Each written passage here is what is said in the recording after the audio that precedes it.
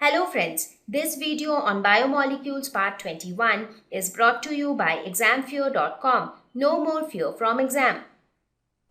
We will now talk about the next group of biomolecule, that is nucleic acids. So till now we have covered two biomolecules, that is carbohydrate and proteins. So now we will talk about nucleic acids.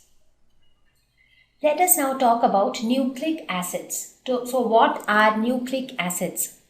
The name nucleic acid itself sounds quite interesting. Why are they called nucleic acid? It is something related with the nucleus, and that is why the name.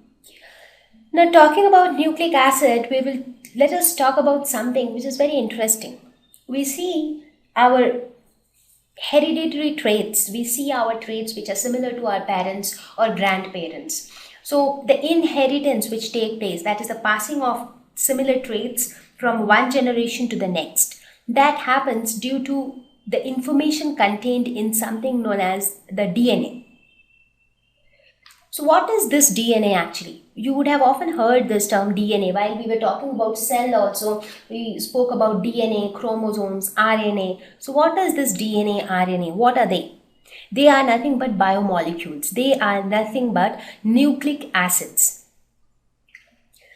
So nucleic acids are concerned with this inheritance, the genetic behavior. So with all these things, nucleic acids are concerned.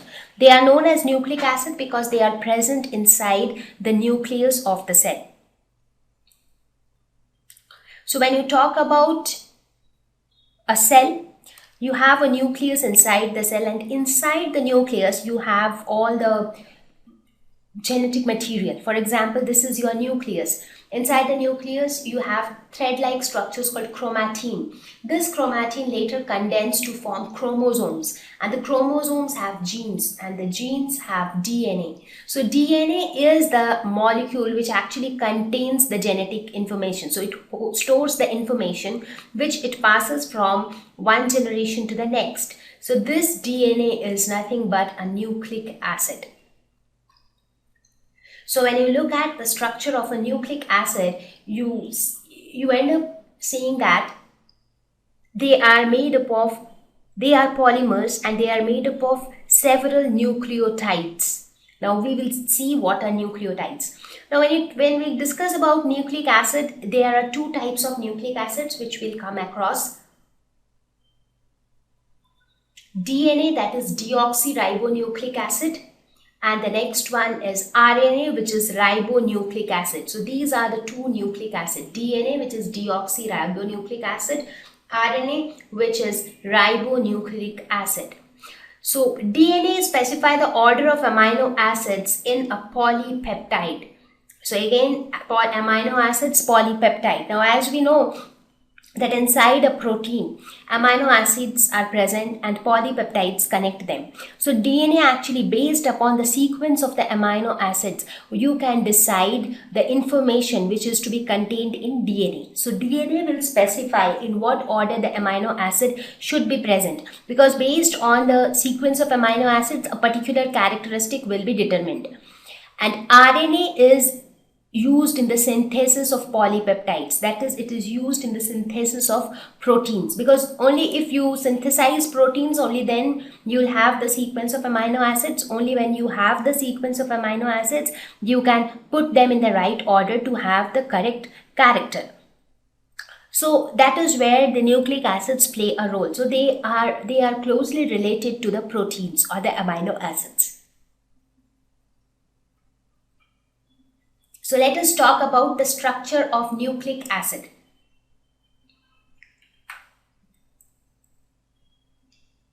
So if you talk about their structure, they are made up of repeating units, like how carbohydrates are made up of sugars, the monosaccharides, the way proteins are made up of amino acids. Similarly, nucleic acids are made up of repeating units called nucleotides. So several nucleotides get linked together to form a nucleic acid.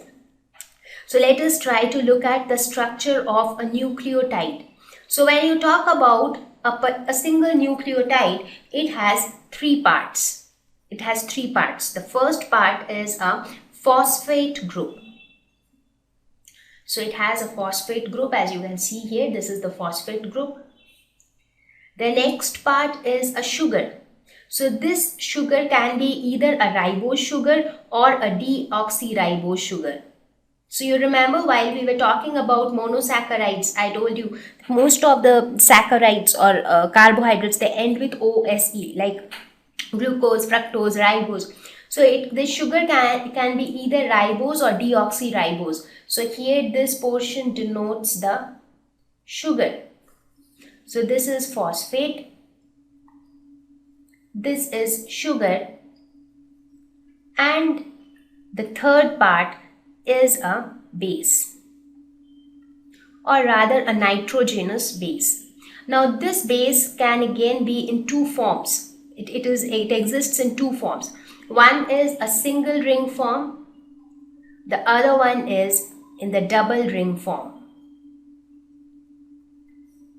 So the single ring form bases, they are known as pyrimidine or pyrimidine, whatever you call it. So they are called pyrimidine or pyrimidine, and the double ring bases are called purines. So these are the three parts which make up a nucleotide. So here you can see these are the three parts. Now what are the various bases that we see? We will look at their examples. So when we talk about them in detail. Now the base changes when we talk about DNA and RNA. It is just the base which is different. Otherwise the phosphate group and the sugar part remain, even that changes. The sugar part also changes. So right now in this slide we will be talking about DNA, that is deoxyribonucleic acid. So for DNA you have a phosphate group. The sugar here in this case is deoxyribose. And what about the base? There are four bases which are possible to exist in the structure of DNA. These are the four bases: adenine, guanine, cytosine, and thymine. So they are abbreviated as A, G, C, and T. So just now I told you that nitrogenous bases can be of two types: single ring structure or double ring structure. So here by looking at these structures you can tell which all falls under the purine category and which all fall under the pyrimidine category. So adenine and guanine are double ring structures, so they are purines, whereas cytosine and thymine are pyrimidines. Right? So all these, now when you actually look at the structure of a DNA is a double-stranded structure. That is, you have two strands like this. So you'll have two strands this way. Like you can see the animation here, there is one strand like this, there's another strand like this. And you can see some bonds in between the two strands this way. This way some bonds exist. So what is this bond? Now this arrangement on each side is of the base, and the bases form bond with one another. So how do they form that bond? The bond always exists. The adenine always pairs up with thymine and guanine always pairs up with cytosine. So that is how the pairing take place. So here in this picture, if you look at the structure, you can see all the green structures are adenine and all the pink structures are thymine. So green pairs with thymine, so green pairs with thymine, right? They always pair up together. Similarly, the blue structures and the red structures, that is guanine and cytosine, G and C, they always pair up together, as you can see here. And that is how the two strands are connected to each other. So the two strands, this is one strand, this is one strand, this is another strand. They are linked to each other by the bonding between the nitrogenous bases. And what is this backbone made up of? So this strand which I am talking about, that is made up of the phosphate deoxyribose. That is, the phosphate group and the sugar together form the backbone, and the base forms this bonds because of which the two strands exist together. Right? Now the speciality of DNA is that they have the capacity or ability to duplicate. So they can duplicate themselves, they can form a duplicate copy, and their function is to store the genetic information.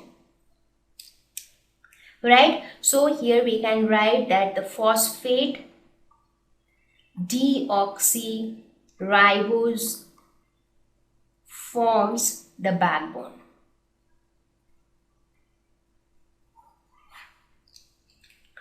So this is about the structure of DNA. Now similarly, let us look at the structure of RNA, that is ribonucleic acid.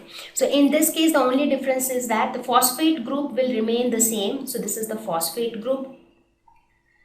The sugar group is ribose sugar in this case. So it is ribose sugar. So what is the difference between ribose and deoxyribose sugar? So if you look at deoxyribose sugar, there is only one OH group. There was only one OH group. The other was H. But here in this case, there are two OH group. In case of ribose sugar, there are two OH group. Now, due to the presence of two OH group, ribose is less stable when compared to deoxyribose. That's because when you have two OH groups so close to each other, these are more prone to hydrolysis. So you can cut them down by adding water.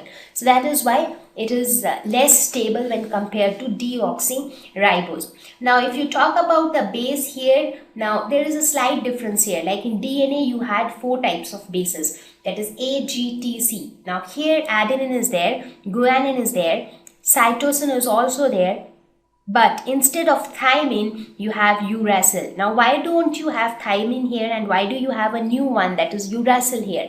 That is because since there are two OH groups present now, so the thymine group, if you look at the structure of thymine, you will see that the thymine group getting connected here will make the entire compound very less stable.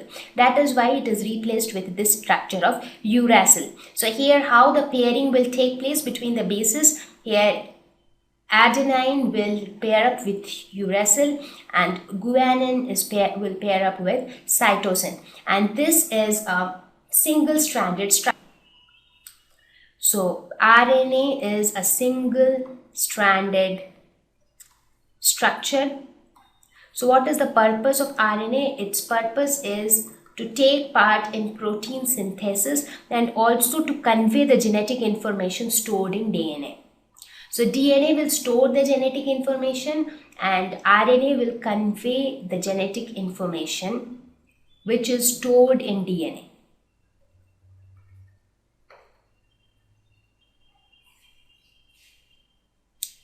Right, so this is pretty simple. So here also if you look at the backbone, so this is the backbone which is made up of the phosphate sugar, that is the phosphate ribose forms the backbone, and these nucleobases are nothing but the nitrogenous bases, and the backbone plus the nucleobases together will form the nucleotide. So let us have a quick comparison between DNA and RNA. So structure wise this is single stranded whereas DNA is double stranded. Talking about the base pair, you have uracil in RNA whereas you have thymine in DNA. RNA cannot self-replicate, or whereas DNA can self-replicate themselves, that is DNA can be created by DNA, but RNA cannot be created by RNA. RNA has to be created by DNA again. So if you look at their structure, RNA is less stable due to the presence of two OH groups, whereas DNA is comparatively more stable because they have one OH and another H group. So these are some of the differences between the structures of DNA and RNA. So basically when you talk about their structure, the nitrogenous base plus the ribose sugar or the deoxyribose sugar, they together form the nucleoside. The nucleoside along with the phosphate group will form nucleotide, and many nucleotides together will form polynucleotide, and polynucleotide is nothing but nucleic acid. So this is the composition of nucleic acids. Thank you. Please visit www.examfear.com to watch more videos, attempt free online test, get free study material, find tutors and mentors. Thank you once again.